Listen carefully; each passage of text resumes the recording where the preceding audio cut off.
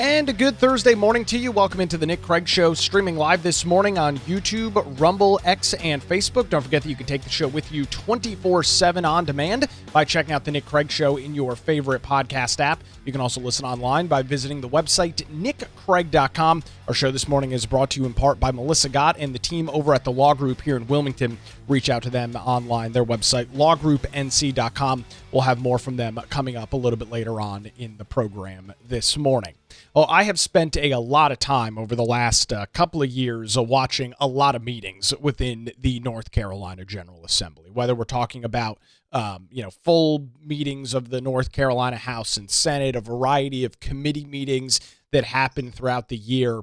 And yesterday morning takes the cake for probably the strongest committee meeting that I've ever watched in North Carolina. I'm sure there's been others that have been powerful. I remember a couple of the ones over the last few years dealing with NCORE. That's the North Carolina Office of Recovery and Resiliency. That was the state agency that was spawned up by Democrat Governor Roy Cooper to give people the ability to rebuild or rehabilitate their homes after Hurricanes Matthew and Florence. That entity was a complete and total freaking disaster. So there were some heavy meetings with that as well. But man, yesterday in Raleigh, the two members of the Chapel Hill Carborough City School District, the superintendent Rodney Trice and the Board of Education chair George Griffin, were hauled in front of the House Select Committee on Oversight and Reform and were absolutely railroaded by the GA for publicly admitting, publicly talking about, and bragging about how they were going to continue to act in opposition of state law.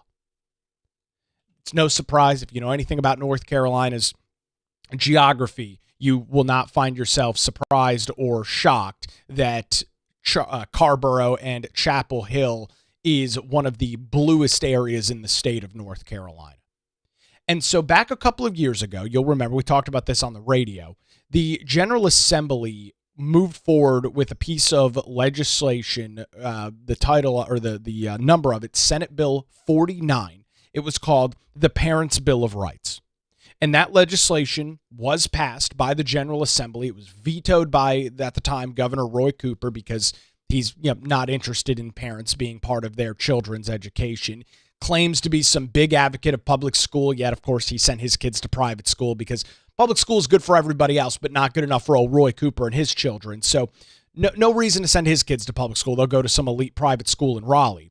But for everybody else that doesn't have the financial ability to do that, for everybody that doesn't maybe live in an area where there's access to a good or even a private school at all, you have public education that is mandated by the state's constitution, has to be offered here in North Carolina, and it is. And across all 100 counties, there are public schools all over the place, thousands of public schools in the state of North Carolina.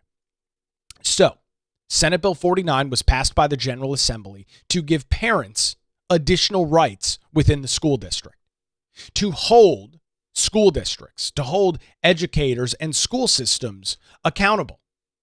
No longer are the days of your child changing their name, deciding that they're going by a different pronoun, changing their gender within the school district, and the parents have no freaking idea. Gone are the days of out-of-control indoctrination within the public school system, which the left has used, I will admit, very effectively for their political uses. They have risen a generation of radical progressive leftists in large part due to indoctrination in the K through 12 public education system. They've done a masterful job with it. I mean, bravo. Well done to them. They've used the public school system to the absolute fullest extent to breed a group of individuals that think and feel and believe the exact same things that they do. They've done a very effective job with that. Over the last couple of years across the country, however, you've seen individuals, you've seen legislatures, you've seen advocate groups really start standing up against this. Really kind of stepping back and saying, hold on a second here. This stuff is out of control. That's what the North Carolina General Assembly did back in the 2023 legislative session. Passed through the Parents' Bill of Rights, got it, notwithstanding the veto from Governor Roy Cooper, they got it into law with a veto override. And since then, Senate Bill 49 has been enshrined in general statute here in North Carolina. It's pretty clear to read. You don't have to have a PhD to understand it. Pretty common sense what you can, what you can't do as a school district. And since that period of time, we, of course, have seen in these more liberal, lefty, progressive areas of the state, Chapel Hill, Carrboro would fall into it, Wake County would fall into it, Mecklenburg County would fall into it, Asheville, Buncombe, those areas would fall into it, have decided that, frankly, they don't care. They have decided that state law be damned. We don't believe that these things are good. So we're going to put our feelings on something over what is enshrined in state law because we disagree with what the law says. We disagree with the way that it's written. We disagree with the people that put it into law. So our feelings are going to override what we are legally obligated to do as a school district. That is what we have seen. They've been pretty covert with it in a lot of cases, and in other cases, they have not. And that is why the superintendent and the chair of the Chapel Hill, Carrboro City Schools were hauled in front of the General Assembly yesterday because they had publicly admitted that they are not following the law. They have been proud to state publicly that they are going to act openly and in defiance to state law. Here is a video from said school board just a couple of years ago. You're going to hear the voice of Brad George, who is the superintendent, or excuse me, is the chair of the, George Griffin is the individual. I don't know who Brad George is. George Griffin, who is the chair of the Board of Education. You'll hear him in this video clip openly admitting that they are going to defy state law. Take a listen to this. Is there, well, I'll just put it out there. My recommendation is that we not comply with the law and that we say so cleanly. When it comes to these two parts about the pronoun passage and the identity gender discussion, and we develop some statement that says we're complying with parents' rights law up until this point. So there's the chair, the head honcho within the Chapel Hill, Carrboro City School District admitting, I would recommend that we ignore provisions of the law. I mean, it doesn't get any more clear than that. We are going to defy state law. We're going to follow it up until we get to a period that we don't like. We're going to follow it until it gets to a point where we, again, because of our political ideology, have a problem with it. So the voice that you just heard, the chair there, George Griffin, and the superintendent, Rodney Trice, were hauled in front of this House Oversight Committee yesterday, and boy, it was hot and heavy right off the top. Here is the majority leader of the North Carolina House, Representative Brendan Jones, the Republican from Columbus County, absolutely tearing into both of these individuals. Members of this committee and the so-called leadership of Chapel Hill Carrboro School District sitting before us, make no mistake. You are not here today because of a misunderstanding. You're here today because you chose to wage war against the law. You chose to deceive the public. And now you're here because you got caught. And I'll be honest, for the next 2 hours, it's going to be uncomfortable because you deserve to be uncomfortable. You failed in your duty. And worse, you failed the families that trusted you. Let's start with the facts because they are not disputed. On January 18, 2024, your school board sat in your boardroom and voted unanimously to rip out two key parts of Senate Bill 49, the Parents' Bill of Rights. You removed the requirement to notify parents if their child changes their name or pronouns. You removed the K-4 ban on instruction in gender identity and sexuality. You looked the law in the face and said, we're not doing it. Mr. Griffin, your exact words at January 18th meeting were on camera. My recommendation is we do not comply with the law, and we say so cleanly. Let's call that what it is, defiance. And I'm just going to pause Representative Jones there for a second. That is a very sad sign of the times, is it not? I mean, you've got, in this case, the board chair who is elected by the people within the Chapel Hill, Carborough City School District, saying public, be one thing if it was behind closed doors, but they are so defiant. They have absolutely no shame whatsoever in what they do, that they will publicly state it at a meeting. I mean, the video that you just, if you're listening, if you're watching, the video you just saw, if you're listening, the audio you just heard is from a live stream from their meeting publicly during an open public meeting. We're going to defy state law. These progressive radicals have absolutely no shame whatsoever in what they're doing. And, it's time that it's called out. We're not putting up with this crap anymore. You want to defy state law, there are going to be consequences to your actions, plain and simple. It wasn't about process, it was about power. You didn't like the law, so you acted like it didn't apply to you. And you weren't subtle about it. Board Member Desani called for minimum compliance, which means non-compliance. You deleted parts of the Parents' Bill of Rights you didn't like for your public website.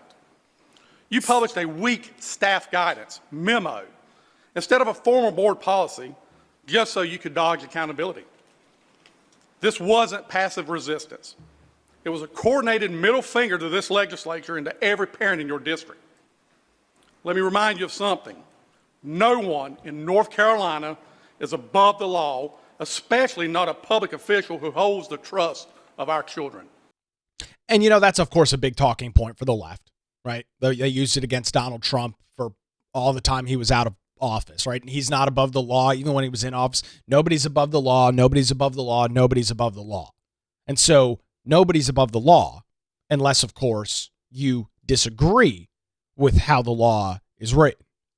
Nobody is above the law unless you are a liberal and you believe that the law is no good. Therefore, because your feelings are strong about something, your convictions are strong about something, you believe that it is justified, that it is okay, and that it is your moral obligation to ignore the law. Again, because it's for the greater good, right? This is how liberal ideology works. This is why it's so dangerous. They're justified in their actions. They're the heroes of said story.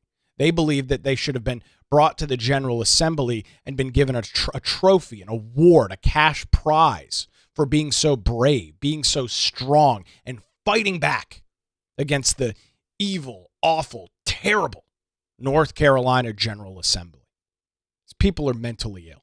And Representative Jones, he continued to lay into them at a pretty extreme level. And let's be clear what you were protecting by breaking the law. You were not standing up for safety. You weren't standing up for kindness. You were protecting an agenda, an ideological campaign dressed up as education. Let's take a look at what really meant inside your schools. Your own former equity specialist, Elizabeth Vale, and one of your elementary teachers, Tequila Powell, wrote a chapter of a book titled, "We Make Some Woke Kids," while being employed by you. Not, we'll help them read, not, we'll teach them to think. No, we make some woke kids. In that chapter, your staff said they used critical race theory to reshape your curriculum. They taught 8-year-olds that white supremacy, systemic racism, and the unequal distribution of rights and resources, and bragged about it. They said they were using CRT to build racial literacy in a predominantly white southern town. They were not educating, they were indoctrinating. We found materials in your school where third graders were being taught to see the world as an oppressor versus oppressed. We saw teacher toolkits about activism, lessons portraying police as threats, and books recommended to elementary students titled Santa's Husband. It isn't rude to be nude. And these are my eyes, this is my nose, this is my vulva, these are my toes. You even ran a Black Lives Matter at School campaign in elementary classrooms. Meanwhile, math scores flat, reading scores failing, Basic literacy and numeracy, nowhere to be found. You replace academics with activism. And the ones who suffer the most vulnerable kids in your system, children who came to school to learn and left confused and divided. And that's not the worst of it. Because you weren't just indoctrinating, you were grooming. Yes, I said it, grooming. You promoted sample pronoun surveys for kids without telling their parents. You pushed gender support plans that included a checkbox to exclude parents. You encouraged secret transitions, hidden identities, and private meetings all behind parents' backs. You told teachers it was okay to affirm child's gender identity at school without ever notifying the parents. That's not education. That's an abuse of power. And that's exactly what it is.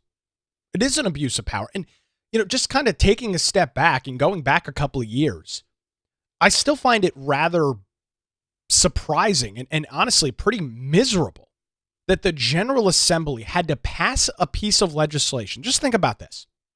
The General Assembly had to pass legislation so that parents would be informed of things like their children are deciding to go by a different name. Again, we're not talking about 18, 19, 20-year-olds. We're talking about 8, 9, 10, 11-year-old children. Not high-level teenagers, not young adults, children, ladies and gentlemen. That's what we're talking about.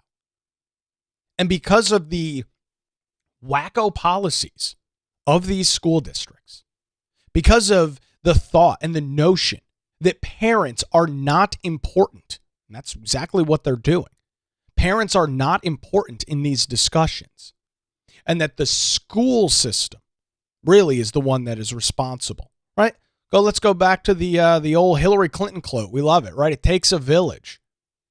It's not you as a parent that has the responsibility for raising your child and knowing what's going on. It takes a village.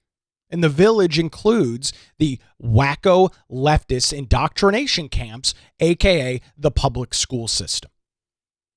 And because this was going on, lawmakers in Raleigh, the Republican-led General Assembly, stepped in and said, enough of this BS. We are going to codify in state law that you are going to bring parents into the conversation on things that are very important. We're not talking about bringing parents in to discuss whether 2 + 2 = 4. We're talking about bringing parents into the conversations on gender transitioning of their children, not the school district's children, their children. And for whatever reason, that is just a bridge too far for those on the progressive left. More from Representative Jones. It's betrayal. And yes, it is grooming behavior. And then when we started investigating, what did you do? You panicked. You hid pages. You locked down lesson databases. You scrubbed your LGBTQ teacher resources. Your attorney tried to pretend that books in the library weren't curriculum. Let's be honest, that wasn't legal advice. It's a cover-up. And that was damage control. You knew it was wrong, and instead of fixing it, you tried to hide it. And to be crystal clear, this committee sees through what you did. Parents see what you did. And we're not buying what you're selling. So let's stop pretending about this as a brave stand, because you're no martyr. You're school officials who chose politics over students. You choose secrets over trust. You chose to defy the law. And worse, you chose to do it at the expense of children. I'm going to pause Representative Jones one more time. He said something very interesting there that I'm going to roll this back a little bit and play it. You chose politics over children, parents, and education. That is a very, very important thing to take away from this discussion in this meeting. The superintendent, the board chair of the Chapel Hill Carborough City School District, the rest of the board, they chose politics over education. They chose politics over parent involvement. They chose politics over what was best for children that they are responsible for as the public school system. Let that sink in for a second. Their ideology, which, of course, I adamantly disagree with. Almost every single one of you adamantly disagree with. That ideology is more important than everything else. And it kind of makes sense. I mean, politics is like a religion to the left. It is all consuming. It is their guiding light. It is their North Star. Anything and everything that they do in their lives has to be viewed through a political lens. It's why so many of them are so miserable now. It's why there's such miserable people in general, because their entire ideology, their entire being, their entire lives are all based on their political lean and their political bent. I'm going to roll this clip back on from Representative Jones just a little bit so you can hear what he says again. Very, very important. Your school officials who chose politics over students. You choose secrets over trust. You chose to defy the law. And worse, you chose to do it at the expense of children. I want everyone watching to understand what's really at stake here. This isn't about George Griffin or some school board playing hero.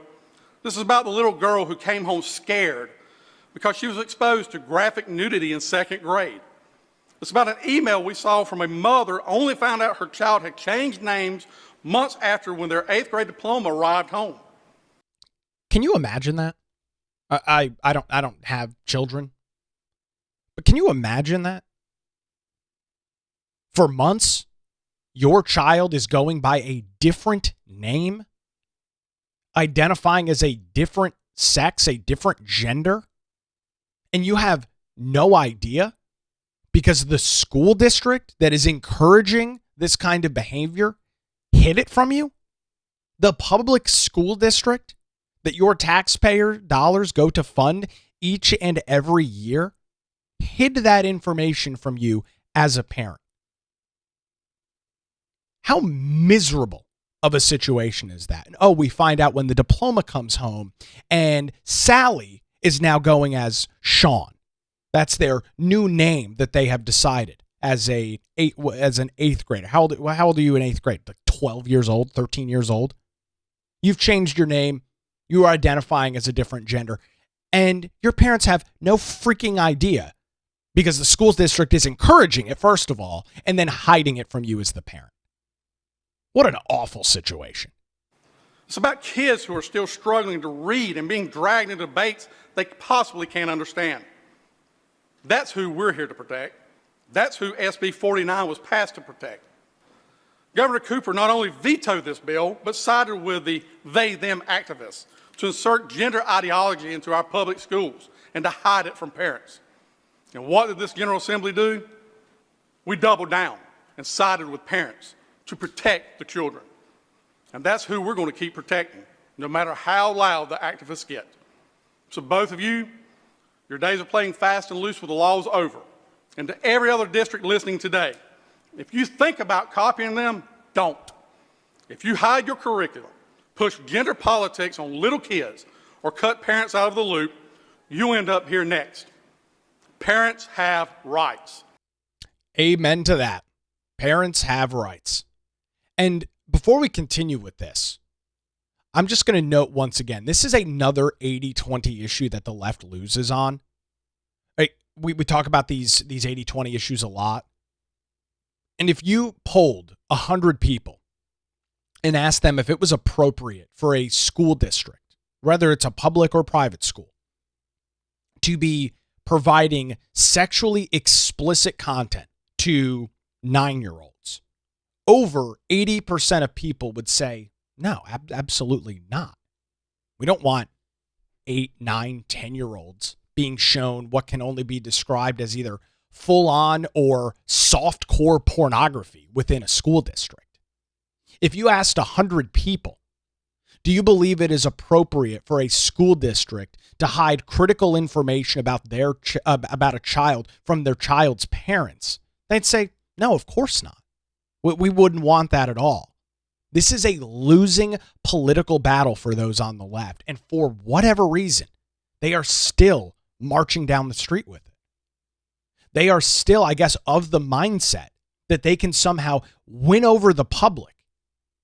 They can win over hearts and minds of the American people by continuing with this, even though it is so, first of all, inappropriate. It's secondly, absolutely 100% out of the scope of the public school system or a private school system. 100%. And it's not a new trend. It's been going on for years. It's why the General Assembly had to pass this legislation. And they're continuing with it, and they have absolutely no shame. You don't believe maybe my rhetoric? You don't believe the rhetoric from Representative Jones? How about a couple of examples of books that are in classrooms in the Chapel Hill, Carborough City School District? This will get you real hot on a Thursday morning and really get you turning on what exactly is going on within the school district. Don't take my word for it. Let's look at the books that are in the classrooms. Santa's Husband. This book tells the story of Santa, his husband, and their life at the North Pole.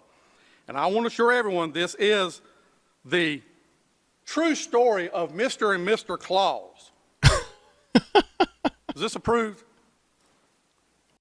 Before the superintendent answers, this book called Santa's Husband, which is a bestseller on Amazon.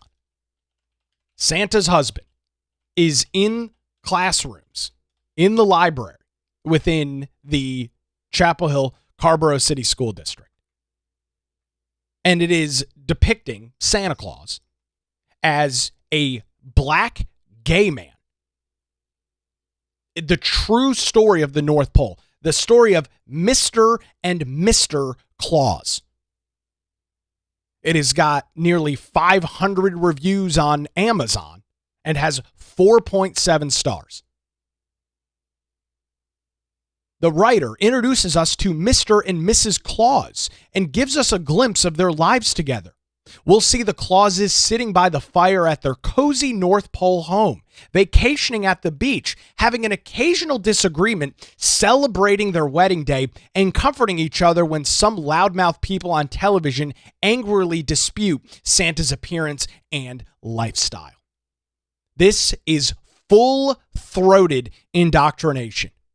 Your dollars are paying for it in the Chapel Hill, Carborough City School District. Plain and simple. Is this what you're telling the children to read? Is this okay in your guidance? I'm not aware that book is. You're the superintendent. You're not aware of what's going on in your school system?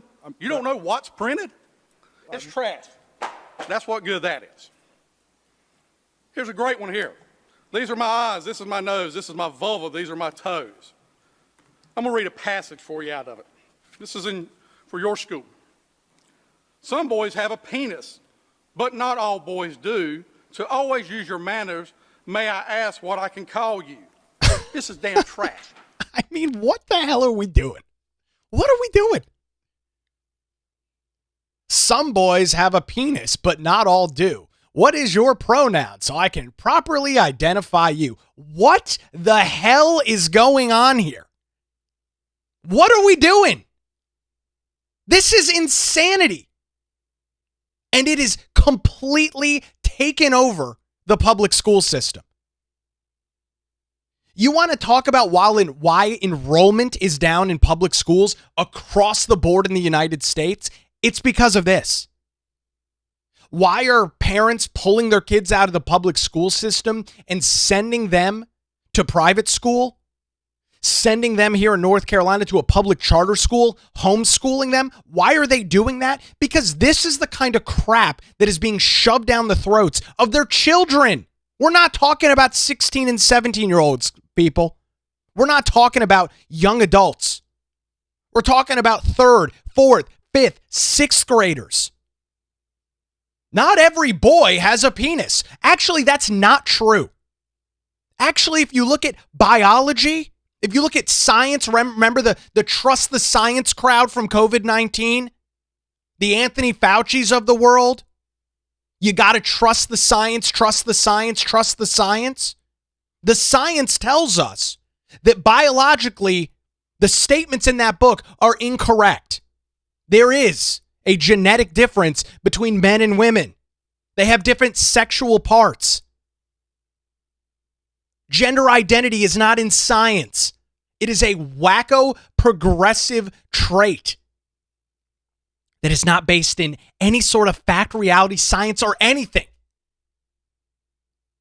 And this is deemed as educational? Really? What is the educational value of some boys, some men have penises and others don't. Tell me what the educational value in that is. What when you step back from that, what are you learning? Seriously, what is the educational merit of a statement or a book like that? Tell me. You can't, because it doesn't exist. It's an ideology. It's an out of control progressive ideology, not based in any fact, any reality, or any societal norm at all. But they continue. Pure trash you're putting to these children. And again, here we go. It isn't rude to be nude for 4-year-olds approved by your district. I hope y'all can see what these children, 4-year-olds, are looking at. Nude photos. Freaking trash. Do you think it's appropriate for 4-year-olds to be exposed to naked men and women and soft porn? No, it's not appropriate that students are exposed to porn, but I don't have any knowledge that Then why are those these books recommended in your school district? It's I have on no your knowledge. page. I have no knowledge that those books are recommended. And there you go. I have no knowledge. No, I don't believe that children should be looking at soft porn within the school district. No, I don't believe that. It's the superintendent. Literally the highest honcho that you can get. The buck stops at the top with the superintendent. No, he does not believe that softcore pornography is appropriate in the public school system. He doesn't believe that. And instead of saying, you know what? That's really problematic. We need to pack our happy asses up and drive back to Chapel Hill in the city of Carrboro and figure out what the hell's going on. Instead of saying, thanks for bringing this to my attention. That is obviously problematic. What is the excuse? I have no knowledge of this book in the classroom. I have no knowledge of this book. I have no knowledge.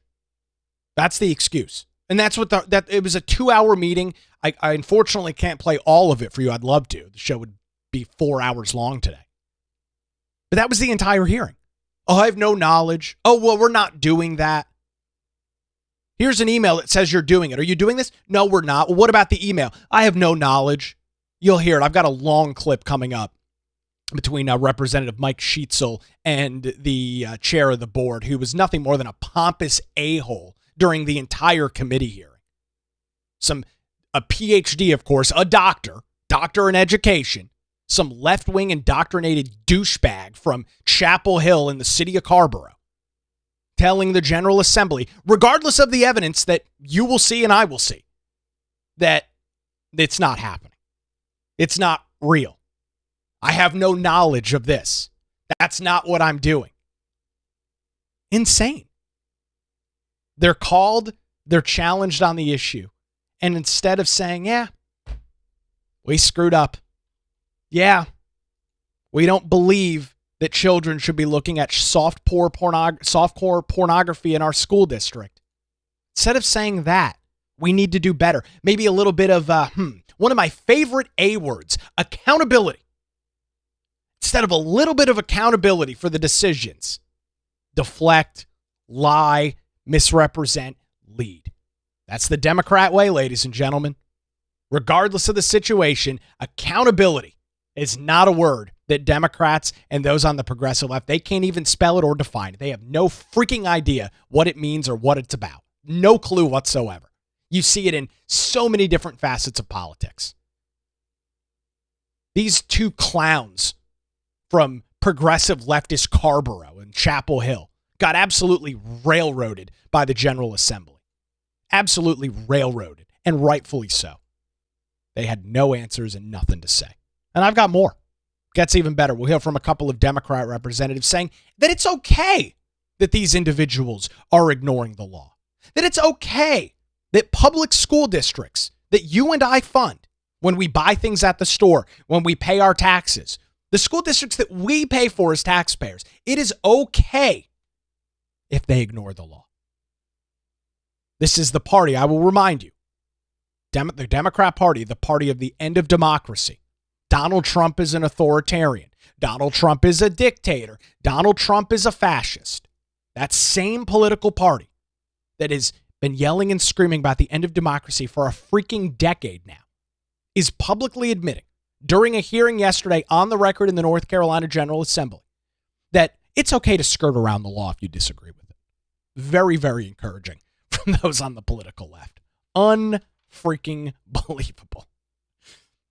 We'll get into some more details on that coming up here in just a couple of minutes. Before that, I want to let you know that when legal challenges arise, make sure you put your trust in Melissa Gott and her amazing team over at the Law Group here in Wilmington. Since 2003, their experienced attorneys have provided high-quality, affordable legal services across Eastern North Carolina. Whether you're facing a divorce, navigating a real estate transaction, or maybe you're in a position where you need a strong defense, the Law Group has your back.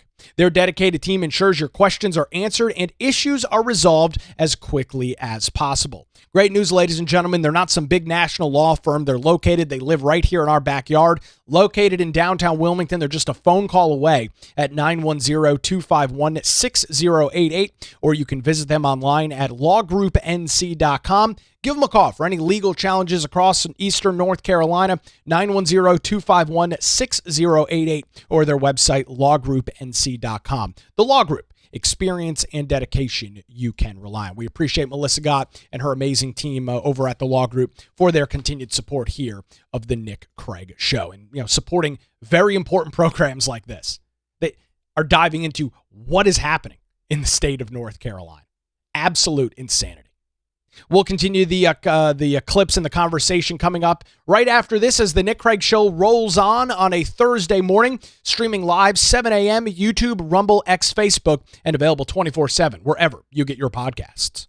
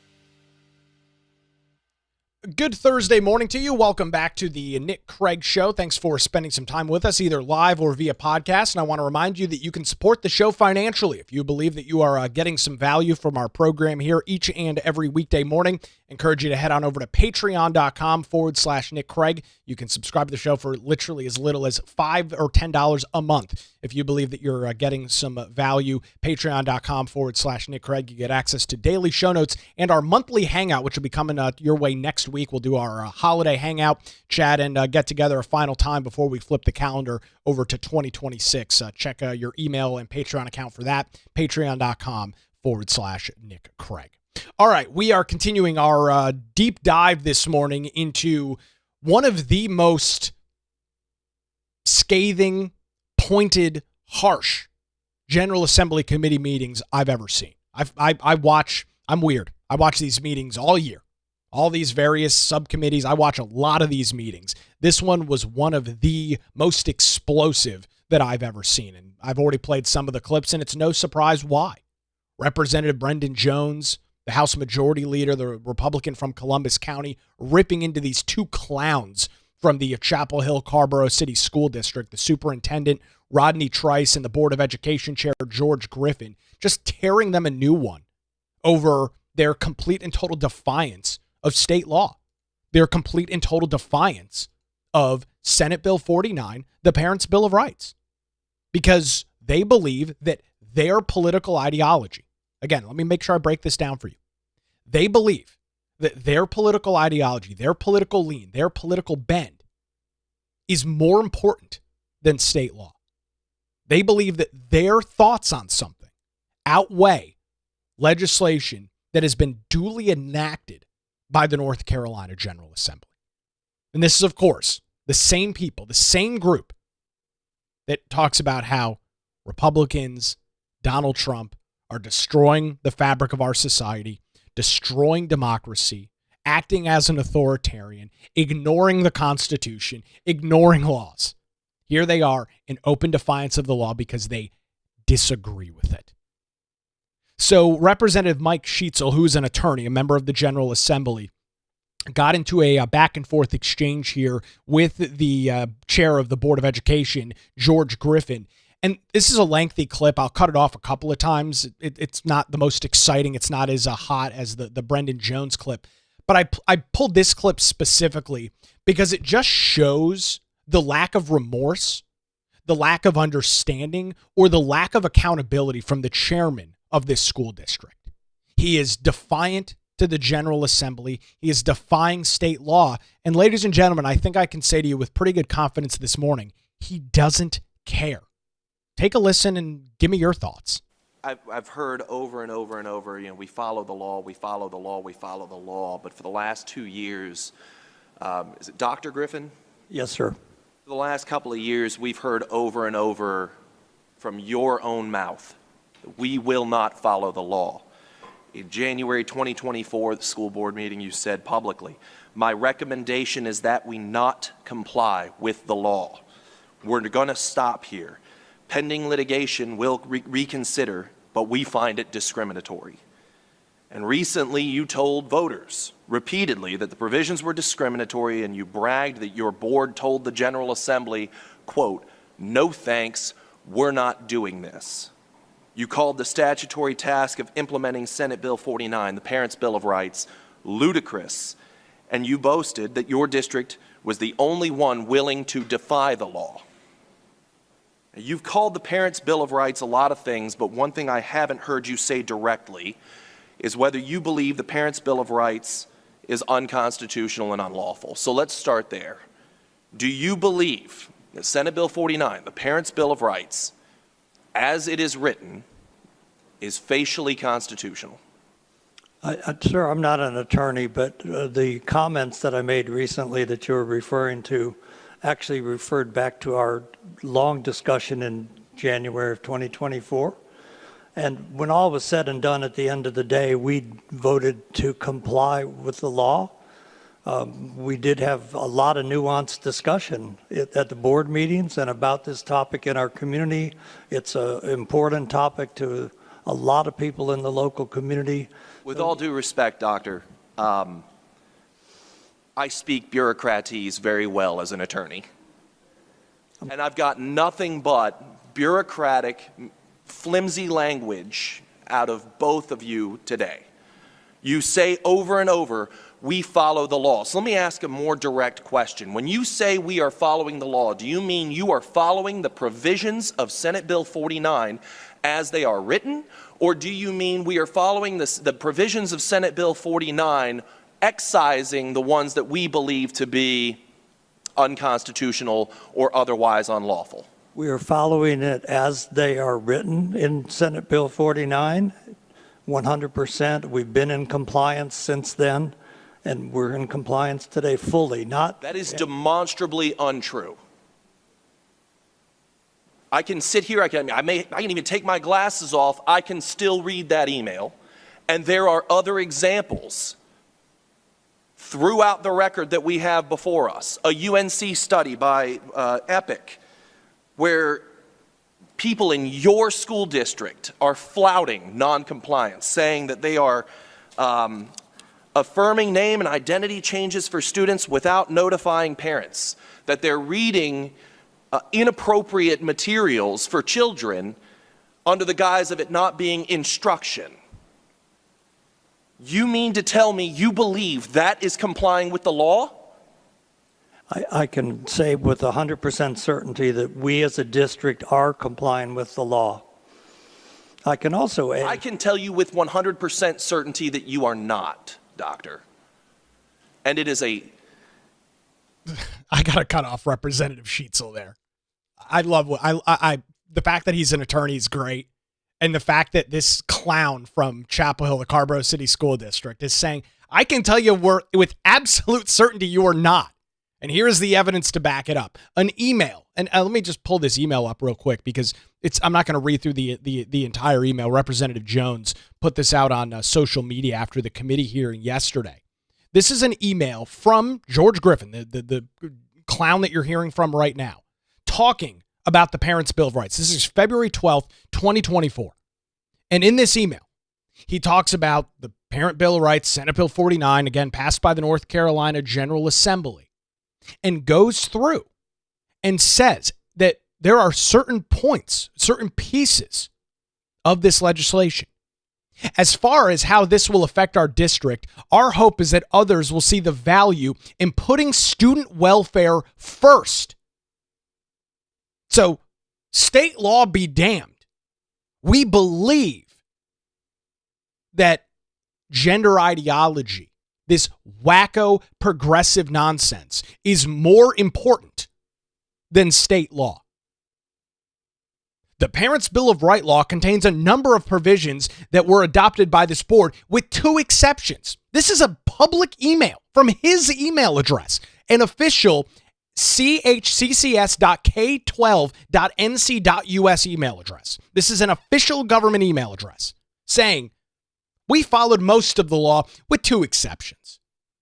Yet he is now arguing with Representative Mike Sheetzel to say, oh no, we're at 100% compliance. Oh, 100% following the law.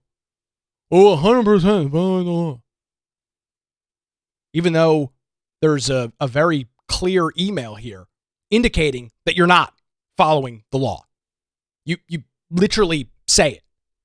The Parents' Bill of Rights law contains a number of provisions that were adopted by the board with two exceptions. So what is it, Chairman Griffin?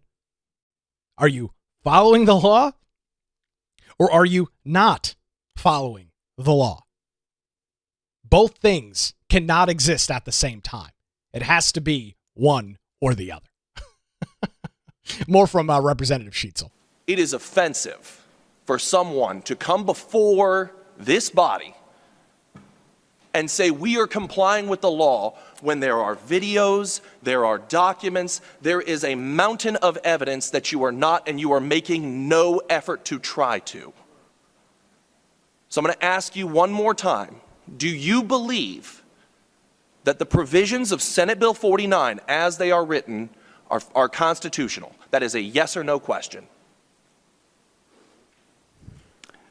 I really can't. Again, I'm not an attorney. If you can't answer that, then your duty under the oath that you took is to follow the law, not to try to find ways to circumvent it, which is what you have been trying to do now for years. Well, I can assure you, and I guess I'm repeating myself, but we are in compliance with the law and have been. Isn't that just the theme of today? We're all just repeating ourselves. The advantage that we have on this side of the dais is that we have the evidence. There are receipts that you're not responding to, and you refuse to respond to. All you do is repeat the same line: we are following the law. When this study came out, the EPIC study, where staff members in your district talk about how they are not complying with the law, how they are concealing from parents name and identity changes, did your board, launch any sort of investigation into compliance with the Parents' Bill of Rights? I've been on the board for 4 years, and the question you're asking, none of these issues have come before the board. Okay, so either then, Representative Sheets, hold on. Mr. Griffin, I'm going to direct you as chairman to answer the questions with a yes or no and quit going all around. Give the gentleman the courtesy. He's brought you here today to get some answers. Please answer the members, Republican, Democrat, whoever's asking. Please answer and quit skating. Representative Sheets, you're ready. same question. Did you, the board, direct anyone to investigate these claims of people brazenly defying the law? Sir, these claims are not ones that have come to us. Oh, my Lord. So there's no way we could have directed it. Did you, as the chair of the board at the time, ever consider whether your comments that we will not comply with the law, we are telling the General Assembly no, we are going to gin up, this is not your words, this is my words, we're going to gin up a constitutional crisis by refusing to comply with the law and comply with our oath? You know, ultimately you sit here and you tell us we're complying with the law, but did you ever think that maybe your words as a leader of that school district might encourage the people who work underneath your supervision not to comply with the law? When we began today, I was hoping to have an opportunity to make an opening statement, and part of it was going to be You've apologize. made a lot of opening statements over the last 2 years, Dr. Griffin. Please answer my question. To apologize for any misunderstanding that my comments may have caused. Oh, give me a freaking break. Oh, I apologize for any statements, any comments that I may have made. I apologize. I apologize. I apologize. Let's just listen to it one more time. 26 seconds. This is the same guy that you're hearing from right now in front of the General Assembly yesterday. This is him just back last year commenting on said legislation that is the topic of discussion this morning. Let's just once again hear it directly from the horse's mouth. What exactly did he say? Is there, well, I'll just put it out there. My recommendation is that we not comply with the law and that we say so cleanly. When it comes to these two parts about the pronoun passage and the identity gender discussion, and we developed some statement that says we're complying with parents' rights law up until this point. So, and Representative Sheetzel makes a really good point there at the end of his clip. And really to kind of break that down. When you, as the chairman of the Board of Education for the Chapel Hill Carrboro City School District, make that statement, not in private, not in a text message, not in a phone call with somebody, but during a public meeting as the chairman of the Board of Education, when you make the comment that we are going to defy state law, do you believe that that encourages your employees who work under you? Do you believe that that encourages them to openly defy the law? Any sane, rational person would tell you, yes, absolutely, that is what it encourages. Any sane person would say, for sure. The guy at the top of the food chain is saying, to hell with the law. So do you think the activist teachers, of which there are probably the vast majority of them within the Chapel Hill Carrboro City School District, do you think that they take those comments at face value and go, well, the head honcho's saying it. The chairman of the school board is saying, the hell with state law. We're not going to follow provisions of it. So I think it is a very fair assessment to draw that because of those comments, because of the blatant and rampant disrespect for state law, that employees within the district feel that they are safe.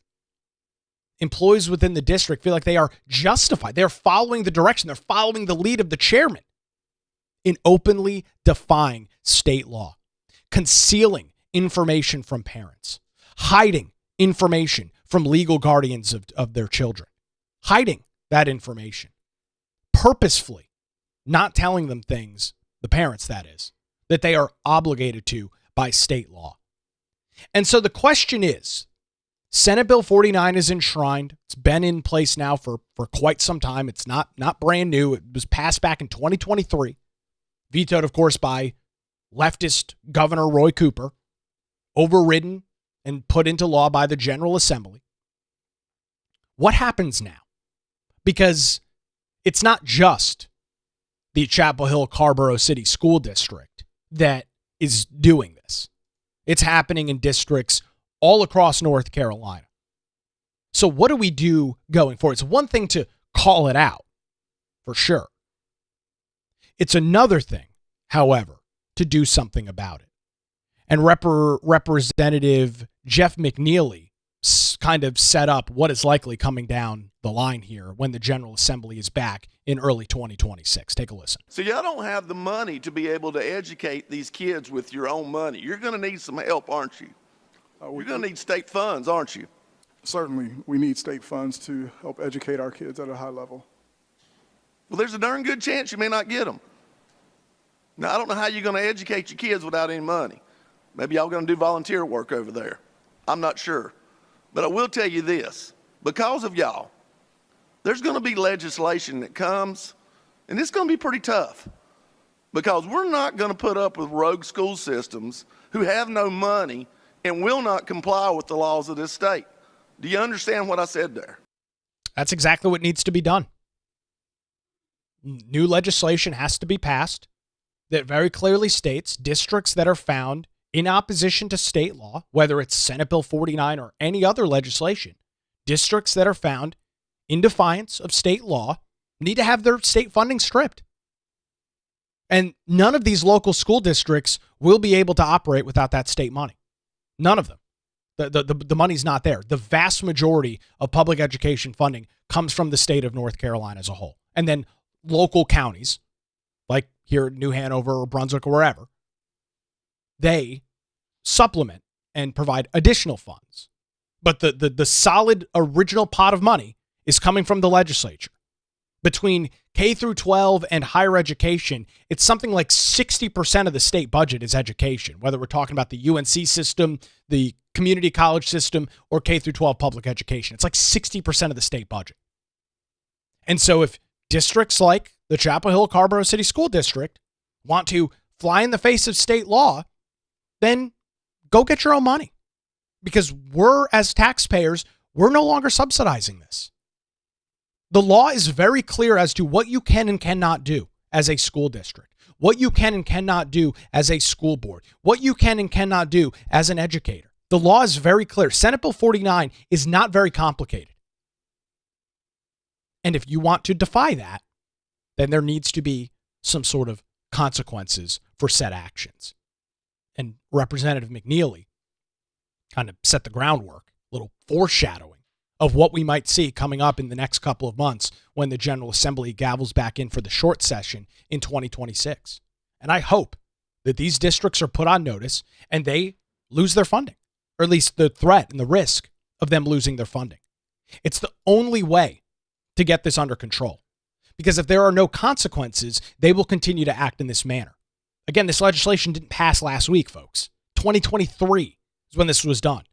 We are, 3 weeks away? Almost to the date of flipping the calendar over to 2026.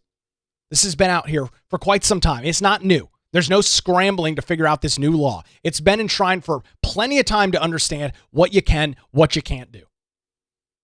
And so it's time for there to be consequences to actions of these school boards. So how about a Democrat representative? We've heard from a lot of Republicans this morning.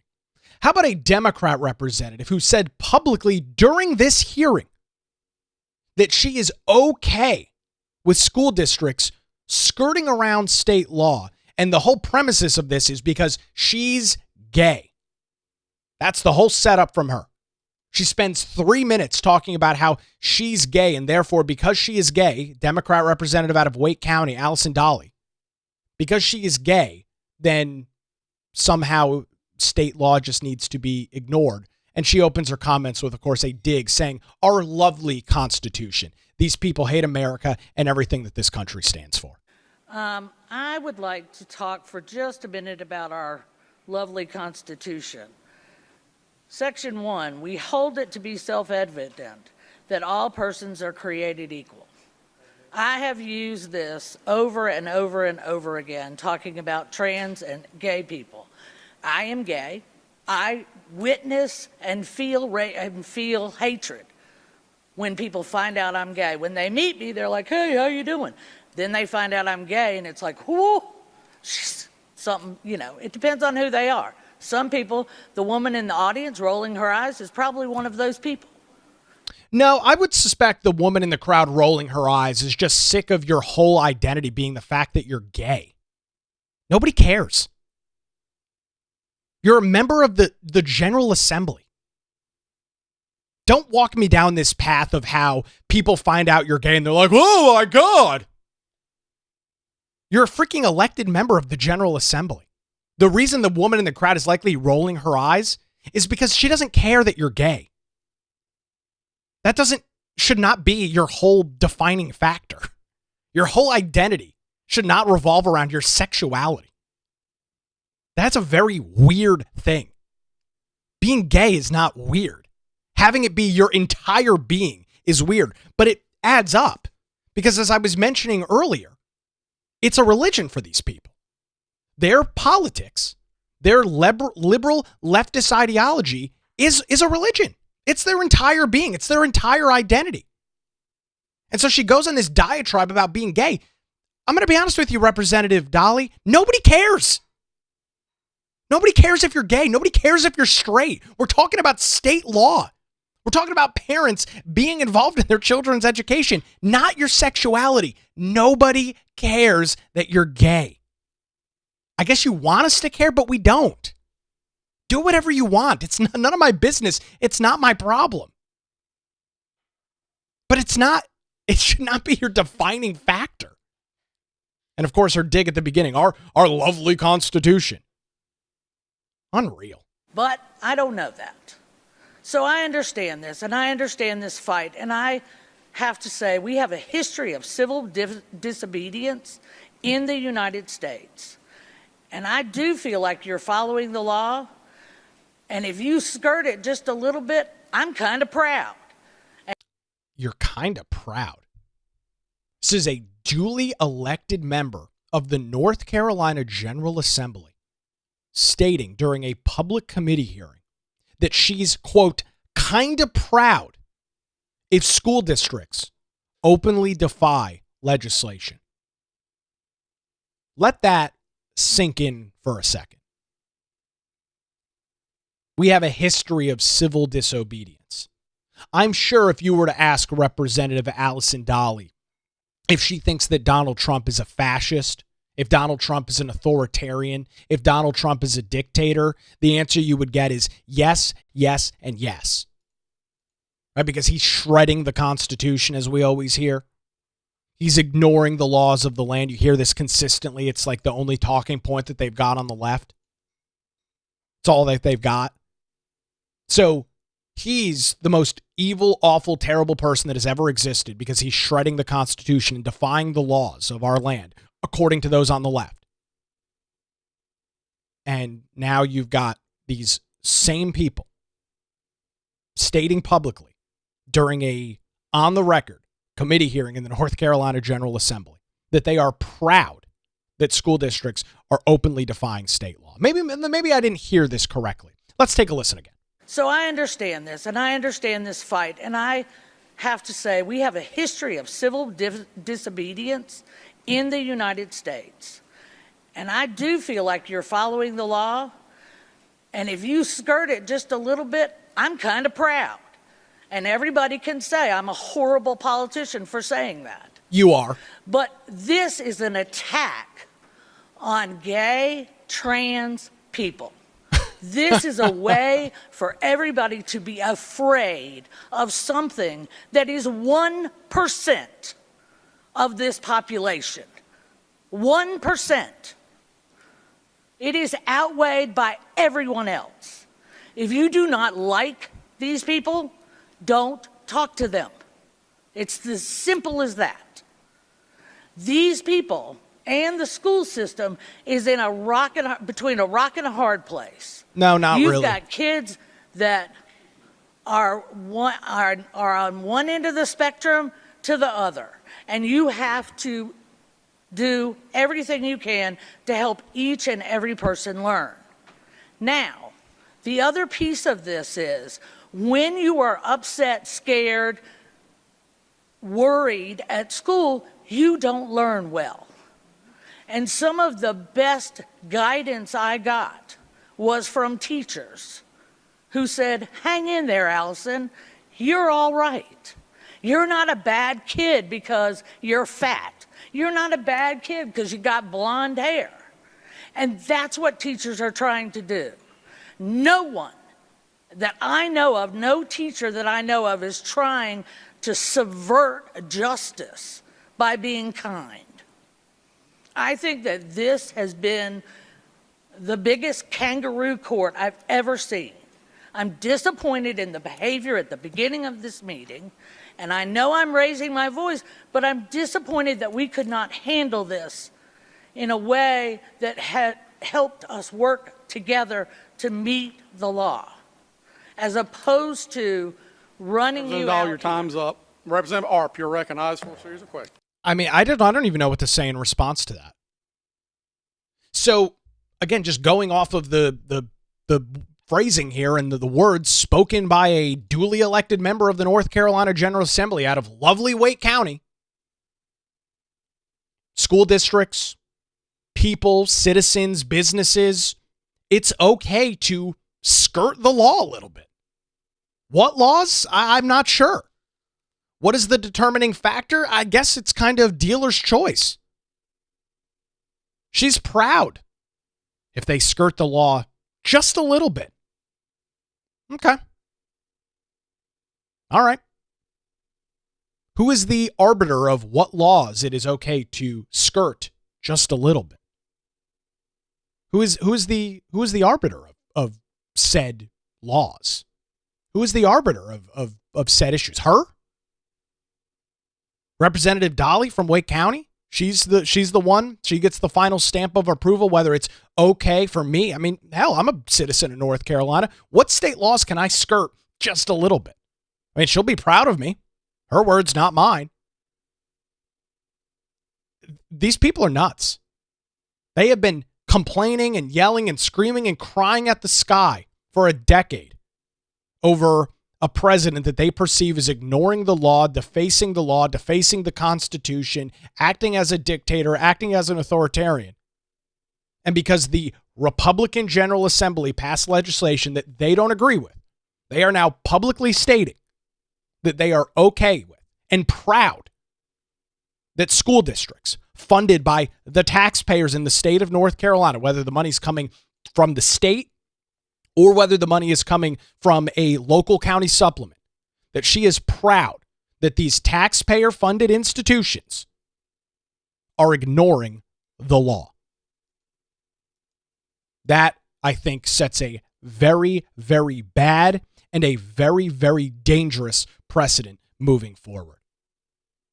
But because it's all about ideology, because it is all about feelings over fact, feelings over law, they believe that they are justified in said actions.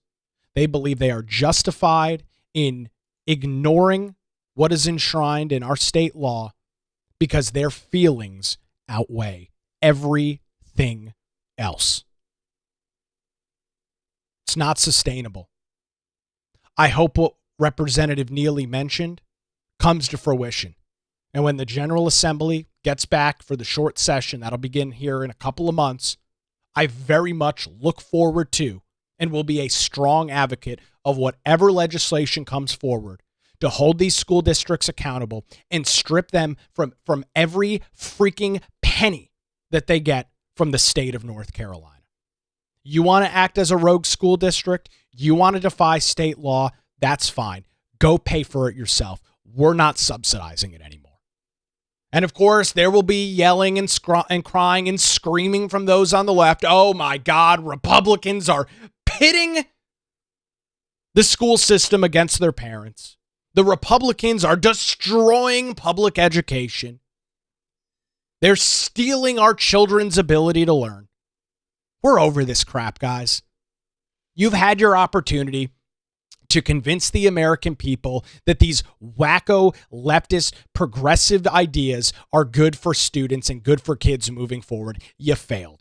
80% of the public has extreme vitriol when they hear about what is being taught in kids' classrooms. They don't like it. They don't support it. They're not in favor of it. You lost the battle. Move on. If you don't want to move on, fine. We're done paying for it. Go raise hundreds of millions of dollars yourself. Go pay for every bit of your public school system by yourself. Maybe the superintendent, who I'm sure is making hundreds of thousands of dollars a year, as Representative McNeely noted, maybe he can just volunteer his time.